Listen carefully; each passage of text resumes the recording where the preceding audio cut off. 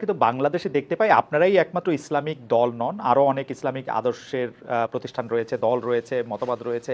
তাদের কেউ কেউ সাথে আপনাদের বিরোধ রয়েছে। আমরা কি করে বুঝবো যে জামাতে ইসলামী প্রকৃত কোরআন বা রসুলের দেওয়া শরীয়তের অনুসারী?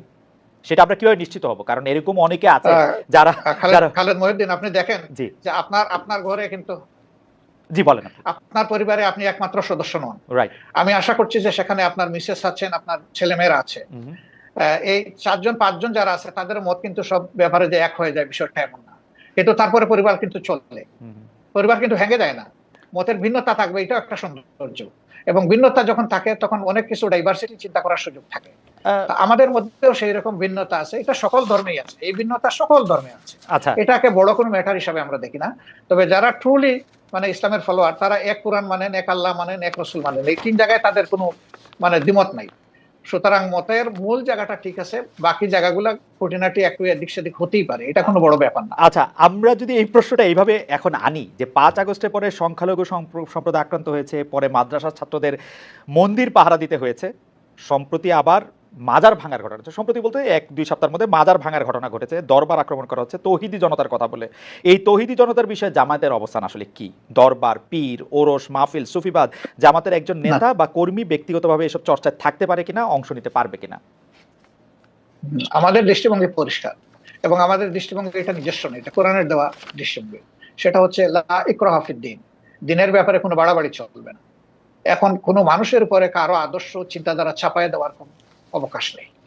মানুষের মনোজগতে যখন পরিবর্তন আসবে, মানুষ যখন নির্দিষ্ট কোনো আদর্শকে ধারণ করবে, তখনই সেই আদর্শ কেবল বিজয় লাভ করতে পারে। এটি তার নৈতিক বিজয়, এটি তার প্রশাসনিক বিজয়, এবং এটি তার রাজনৈতিক বিজয়। তা আমরা এই ধরনের কার্যকলাপের কখনো সমর্থক নই, এবং আমরা সমর্থন করব না।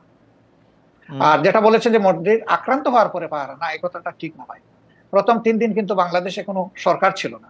তা আমি মাঝে মাঝে বলতাম যে এখন প্রকৃত জনগণের সরকার চলতেছে। আমরা কিন্তু দ্বিতীয় দিন সকালবেলা থেকে সকল মন্দির পাহারা দেওয়া শুরু করি। মন্দির ঠিক, শুধু মন্দির পাহারা হিন্দু দিচ্ছেন, ভাইদের মন্দির বোনদের পাহারা মন্দির। দিচ্ছেন আপনার, সেটি আমরা দেখছি, কিন্তু মাজার আক্রমণ সম্পর্কে বা মাজার ভেঙে ফেলা, তারপরে হচ্ছে দরবার আক্রমণ করা, সেগুলি সম্পর্কে পীর, ওরস, মাহফিল, সেগুলি না সম্পর্কে আমরা না আমরা আমরা এগুলা জোর করে কোনো কিছু প্রয়োগ করা, এটা আমরা পছন্দ করি না, এবং কারোই কোনো ব্যাপারে আইন হাতে তুলে নেওয়াকে আমরা সমর্থন করি না। জনাব শফিকুর রহমান, আপনি কি জানেন যে এ কিছু, ব্যাপারে আমাদের অবস্থান জনাব একদম শফিকুর রহমান স্পষ্ট। আপনি কি জানেন কিছু মাজার, দরবার এগুলিকে আক্রমণ করা হয়েছে? আমরা এগুলা জানি না এমন না, আমরা জানি। কিন্তু আমরা জামাত আমাদের ইসলামী সঙ্গত তার জায়গা অবস্থান জায়গা জানায় থেকে নাই, এগুলার প্রতিবাদও করি যখন যেটা আমরা উপযুক্ত কিন্তু মনে করি। জামাত ইসলামী কি আমরা সেই অর্থে এগুলাকে কখনো প্রতিবাদ সমর্থন করি নাই, কখনো সমর্থন করব না। সমর্থন না করলেও আপনারা প্রতিবাদ কি করেছেন,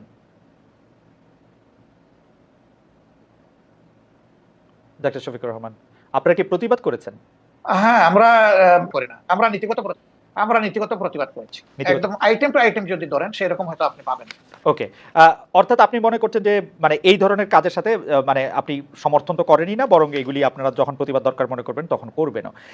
আমি আবার একটু, আপনার কাছে কি মনে হয় যে এই সরকারের সাথে আপনার একটা নিবিড় সম্পর্ক রয়েছে, বা অনেকে এটাও বলে থাকেন যে আন্দোলনটি হয়েছে আওয়ামী লীগ সরকারের বিরুদ্ধে, অবশ্যই আওয়ামী লীগ সরকার ফেসিস্ট একটি সরকার ছিল, যে সরকার 15 বছর ধরে মানুষের গণতান্ত্রিক অধিকার হরণ করে রেখেছিল, কিন্তু এই সরকারের বিরুদ্ধে যে আন্দোলন হয়েছিল সেই আন্দোলনে কি জামায়াত ইসলামের একটা বড় ভূমিকা ছিল? এই সরকার যারা হ্যাঁ, এইটা করতে এসছে তাদের কি আসলে, তাদের সাথে কি জামায়াত ইসলামের একটা অনেক নিবিড় সম্পর্ক রয়েছে? কেন আমি এই প্রশ্ন করছি একটু আমি বলে রাখি। আমরা কিন্তু দেখতে পাচ্ছি ঢাকা সহ বা ঢাকা মানে ঢাকা, যদি আমি স্পেসিফিক আমি কিছু নাম বলি, পাবলিক ইউনিভার্সিটিগুলির উপাচার্য পদে বা অন্যান্য অনেক কি পজিশনে যাদের নিয়োগ দেওয়া হচ্ছে, অনেকেই বলছে তারা আপনাদের লোক। এই সরকারের মধ্যে জামায়াতে ইসলামী সবচেয়ে বেশি ডালপালা মিলছে বা সবচেয়ে বেশি প্রভাব বিস্তার করছে এরকম দেখা যাচ্ছে, মনে হচ্ছে। ওয়েল, আপনি যেটা বলেছেন সেটা আমি এইভাবে দেখছি না। আমি দেখছি যে উপদেষ্টার মহোদয়দের সাথে আমাদের একদিনই কিন্তু ফর্মাল সিটিং হয়েছে। পার্সোনালি কারো কারোর সাথে সম্পর্ক আছে, তাদের সাথে হয়তো পার্সোনাল লেভেলে কথা হচ্ছে, কিন্তু ফর্মাল মিটিং আমাদের একদিনই হয়েছে। যেদিন প্রথমে বিএনপিকে ডাকা হয়েছিল, তারপরে আমাদেরকে, এরপরে অন্যান্য দলকে একত্রে ডাকা হয়েছিল। 3টা স্লটে তারা কনভারসেশন করেছিলেন বা ভিউজ এক্সচেঞ্জ করেছিলেন। তা আমরা সেখানে একটা কথা বলেছিলাম যে এখানে ব্যাপক সংস্কারের প্রয়োজন হবে, 15.5 বছরের অনেক জঞ্জাল সৃষ্টি হয়েছে, এটা তো ক্লিয়ার করা লাগবে।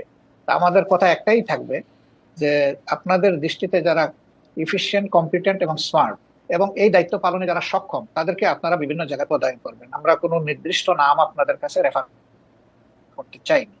এটা আপনাদের নিরপেক্ষ বিবেচনার উপর, বিবেকের উপর আমরা ছেড়ে দিলাম।